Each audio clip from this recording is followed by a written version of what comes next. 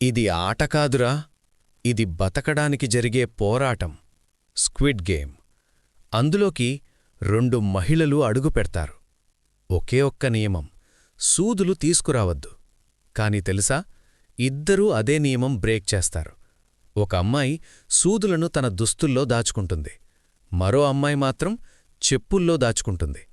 Entrance దగ్గర detector check. ఒక అమ్మాయి పట్టుబడుతుంది.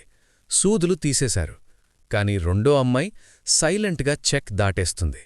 ఆట మొదలయ్యాక ఆమె తన దగ్గరున్న సూది ఇంకో అమ్మాయికిస్తుంది. బదులుగా ఒక లాలీపాప్ తీసుకుంటుంది. లాలీపాప్ తిన్న వెంటనే ఆ అమ్మాయి నిద్రపోతుంది. నిద్రలో ఉండగానే ఆమెకి పొడవాటి నకిలీ గోళ్లు అమర్చేస్తారు.